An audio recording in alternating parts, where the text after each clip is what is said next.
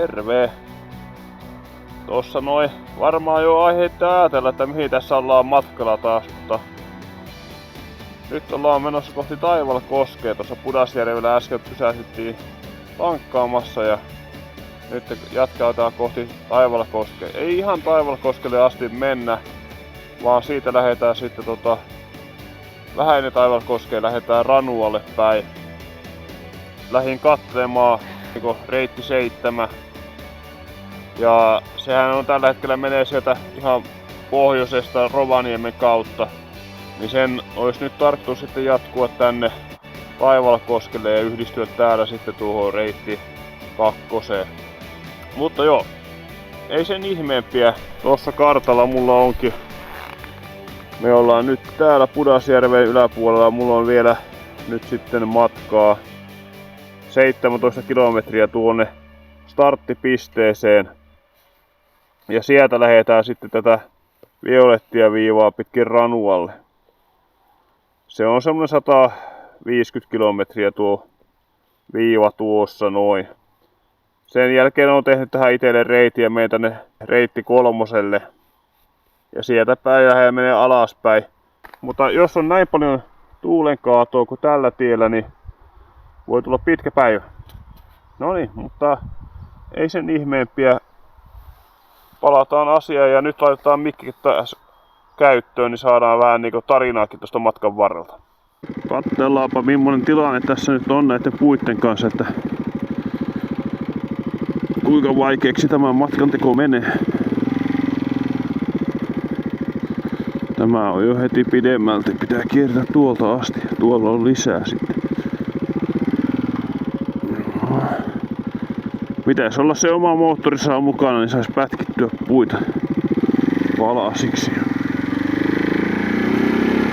Jospa niitä ei hirveästi olisi tässä kuitenkaan.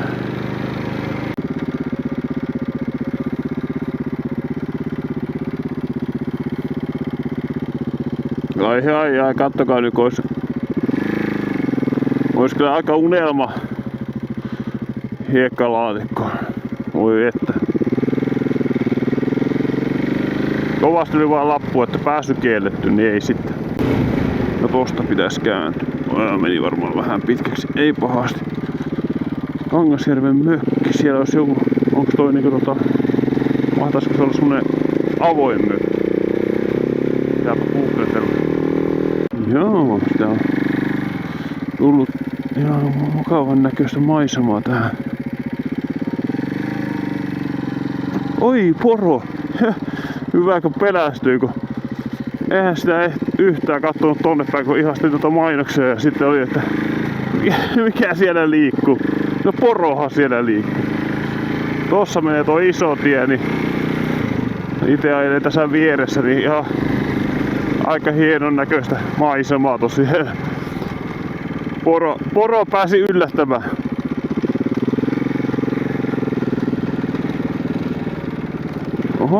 Oho, tässähän onkin ihan kunnon alamäki.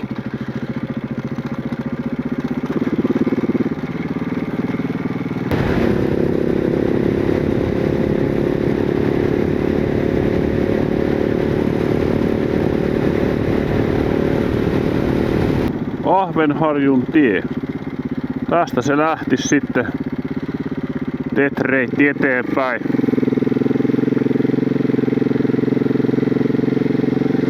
No niin, se olisi nyt sitten navigaattori laitettu kuntoon ja lähdetään ajelemaan. Maisemathan näyttää todella hienoilta.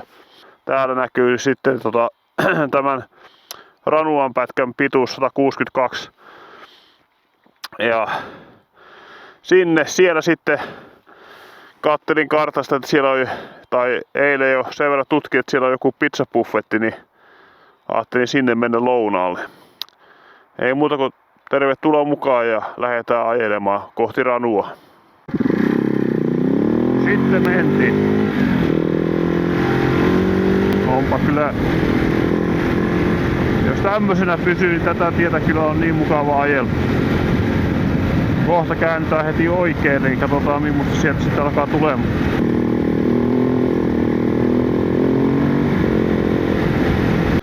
Piti vähän ajaa reitti menisi tuossa tiellä ja sitten kääntyy tuonne oikealle, niin oli pakko vaan tulla ottaa tästä kuvaa, on niin hienon näköiset maisemat. Ja sitten jatketaan kohti tuonne suuntaan. Poro. Toinen poro tänään. Eipä siellä tuolta metiköstä paljon näe, mutta tässä tiellähän se hyppii.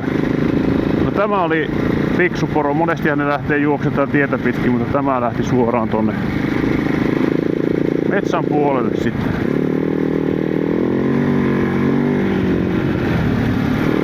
Tästä heti mäen päältä käännytään oikealle ja sitten heti vaseen.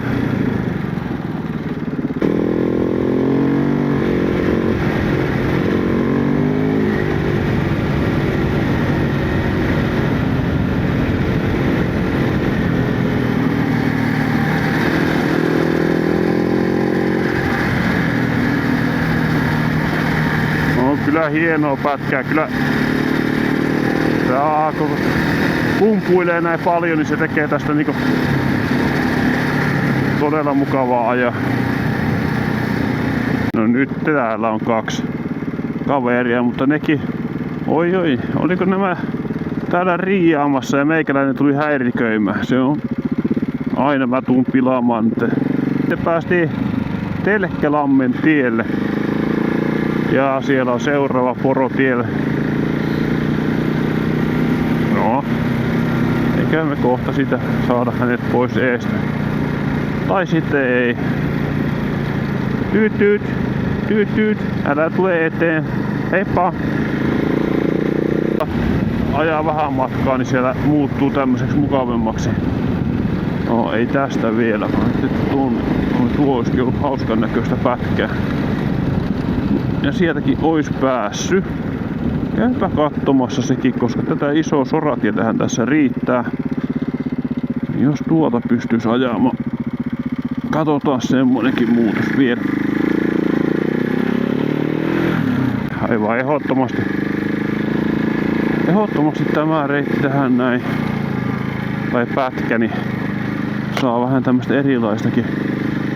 Ei tarvitse tuota isoa kivikkoa ajaa. On mukavaa.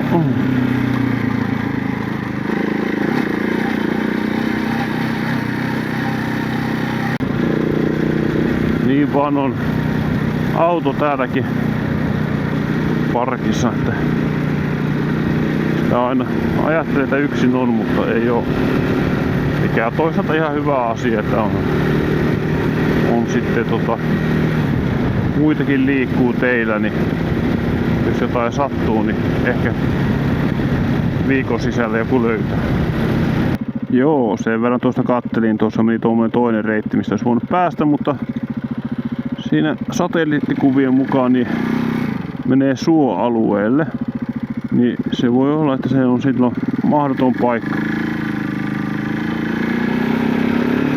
Joten menemme tätä, mitä on karttaan ehdoteltu meille valmiiksi jo. Ja sitten katsotaan seuraavaa paikkaa, missä voisi taas arpoa, että onko hyvä vai huono.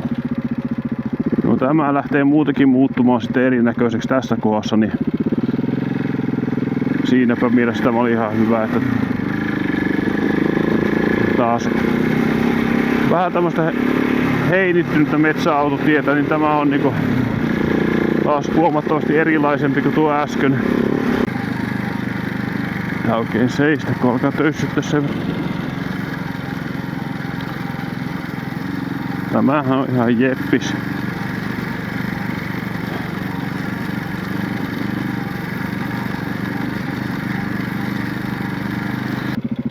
Oho, sieltähän tuli herra poro tai rouva poro ja hänen ystävänsä.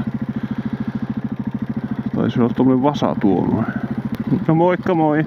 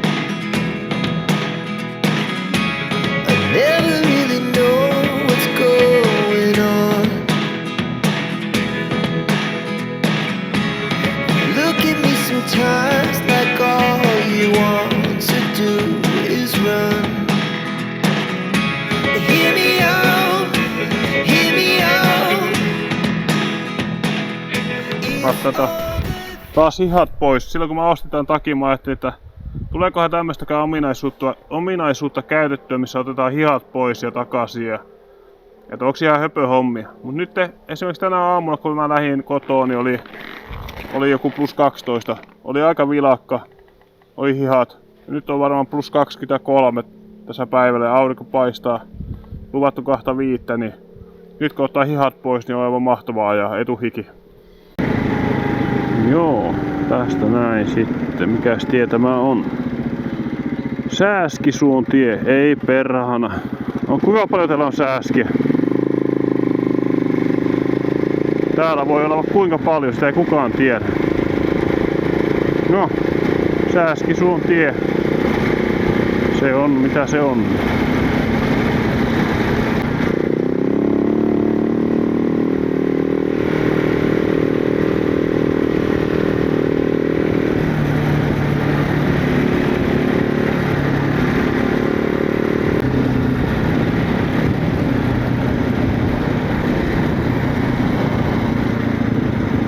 Paljon menee polkuja täälläkin. Sitten on tietenkin tätä suotakin, niin sehän se tuo sen haasteen siinä, että jos ei se tie mene siitä suon läpi, niin se on sitten yleensä umpikuja.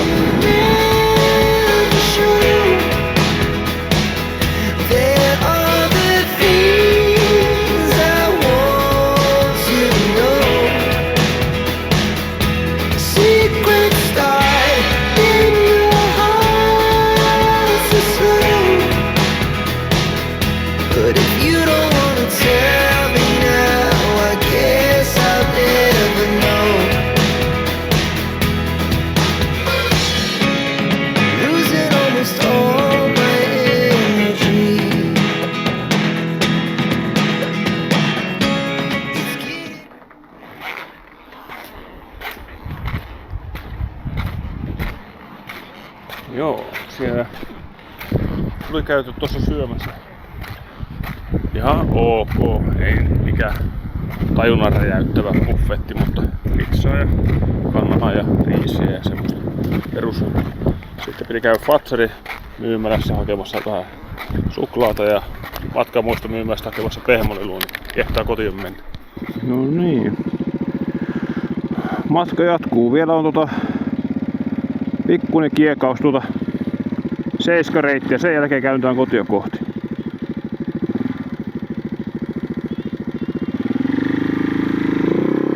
No niin, Rekivaaran tie.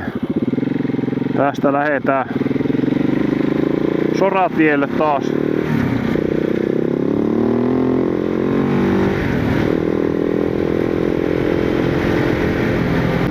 Aha, mansikki ja mustikki on täällä ulkoilemassa.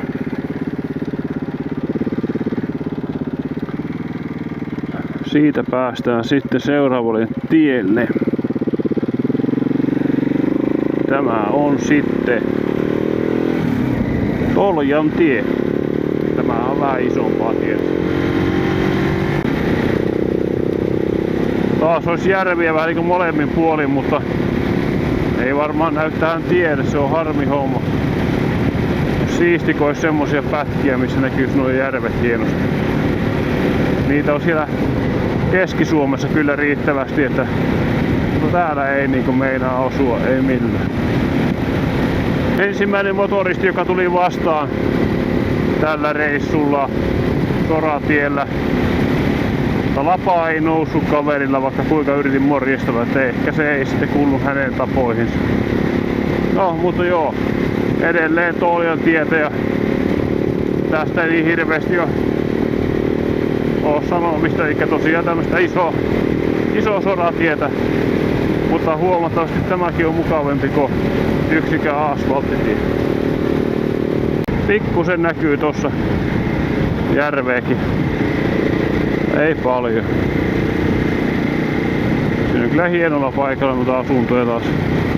Toki tämä on. Tuossa on tuommoinen kotiseutu ja koulumuseo itse asiassa. Koska tässä näyttää olevan laavu.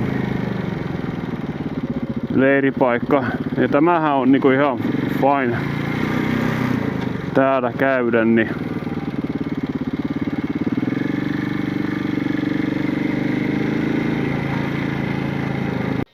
päälläkin, niin tosiaan niin en nyt tiedä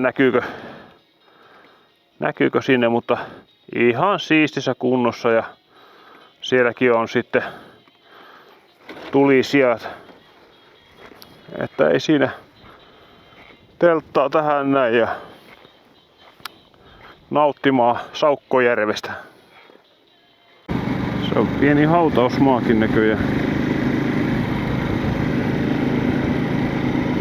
Oho, siellä on idyllisen näköinen talo. Vaaleanpunainen ja mukavasti järven rannalla. No mutta tämä V-reittihän loppuu ihan näillä näppäimillä. No niin, se olisi nyt tämä reitti 7 laajennusosa ajettu läpi.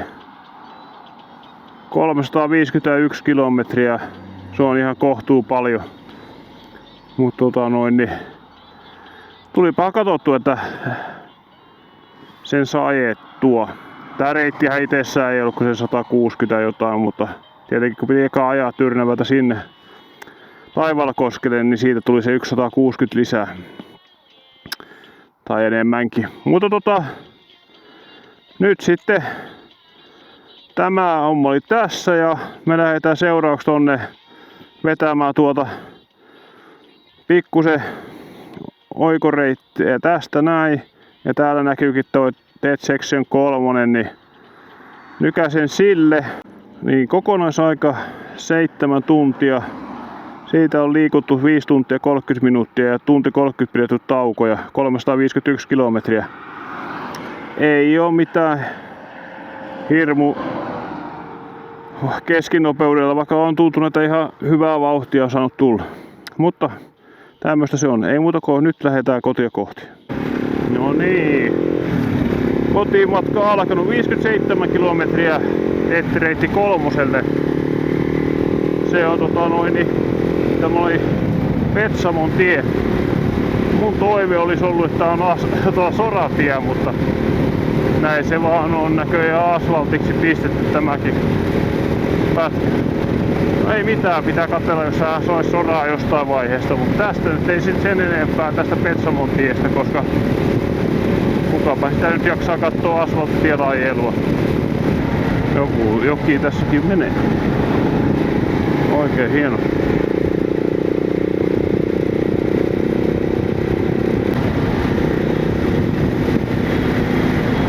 Taitaa tulla nyt tuohon.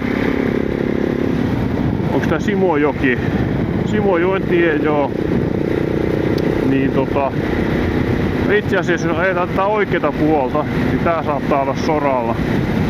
Tuo etelän puoli, niin se on aivan varmasti asfaltti. Mutta niin se näyttää olevan tämäkin. Mikäs? Joo, eipä se auttanut sitten. Minä ajattelin, että tämä on vähän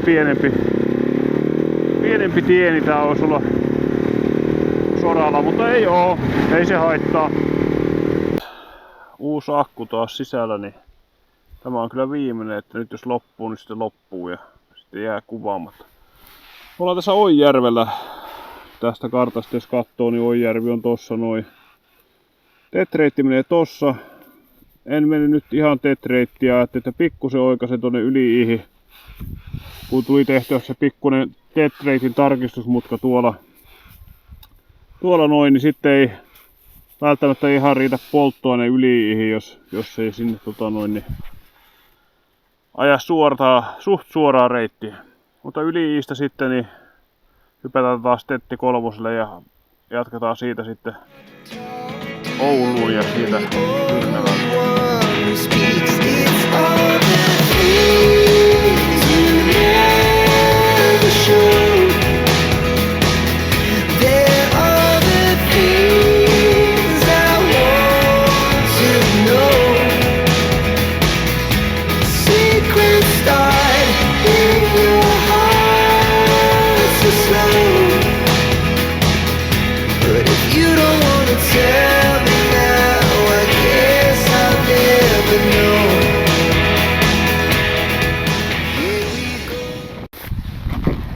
Yes.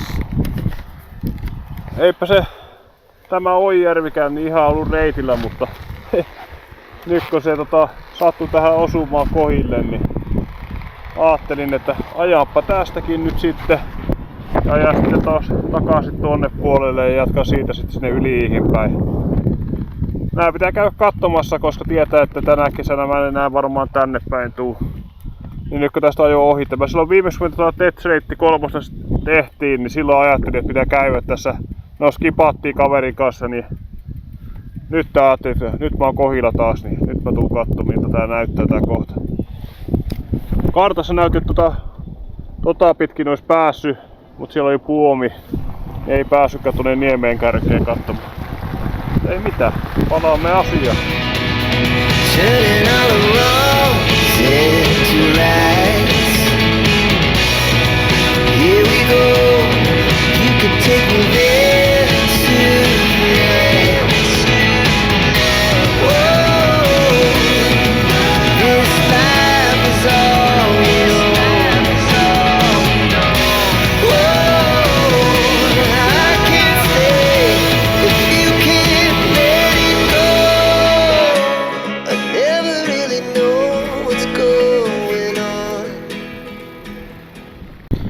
Joo, tähän joen rantaan.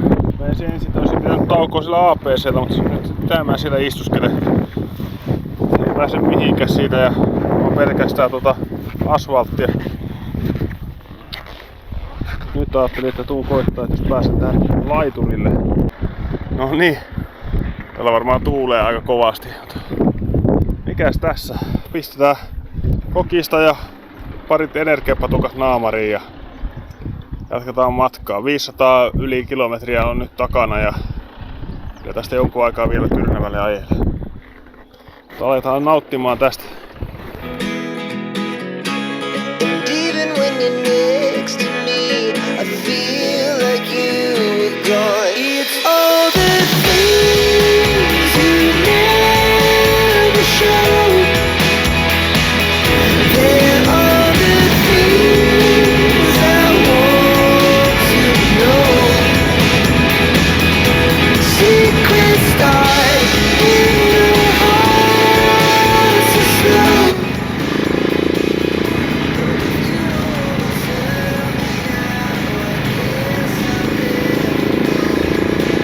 Tässä on kyllä mukavan näköinen paikka. Vaikka onkin suoraa, tässä ei oo. Tässä on vähän tämmösiä luotisuoria, sitten menee tonne Hämeenjärven taakse sinne, niin siellä on sitten taas semmosia metsäpolkuja enemmän, missä on vähän niinku mutkaa, mikä on semmoista pehmeämmän hiekan aluetta. Sen mä kyllä skippaan nyt ja mä menen sitten tuonne Alakylän monttujen kautta ja siitä sitten heti Tyrnävää kohti. Jees. Sitä aletaan olemaan Alakylässä. Tästä ei enää ole oikeastaan kuin yksi hujautus kotiin. No on tästä nyt vähän enemmän, mutta kuitenkin suhteellisen pian ollaan kotona. Päästäisiin Alakylän montulle siitä Jääliin ja siitä sitten Oulun kautta sieltä sitten Tyrnävälle. Mutta tässäkin nyt en oo tosta ennen ajanut. Kääntyy vasemmalle, niin ihan näillä näppäimillä pitäisi lähteä tästä näin. Niin lähdetäänpä tänne katsomaan, mitä täältä löytyy.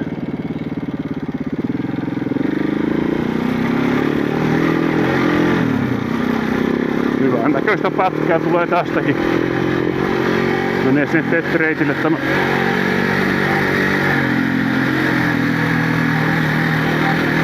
Vähän tähän loppuun tämmöstä teknisempääkin.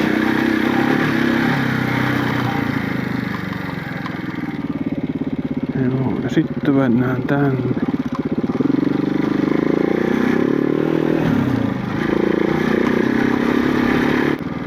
Joo, no niin, Tetti reitille päästy. Sehän on tässä näin.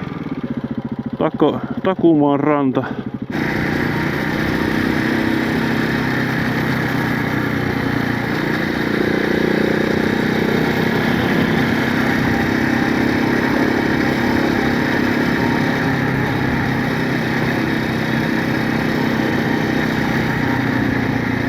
paljon porukka uimassa. Tässä on virallinenkin uimaranta muistaakseni tuossa alussa, että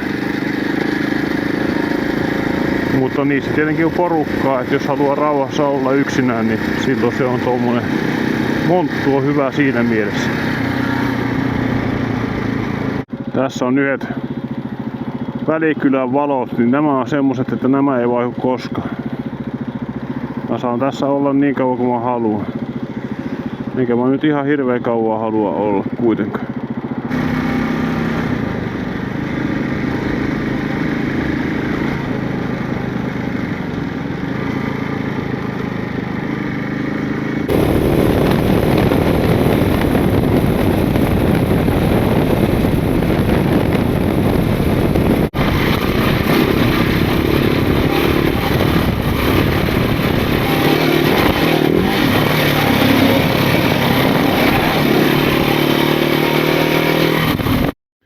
Jahas, se alkaa olemaan sitten päiväpulkassa.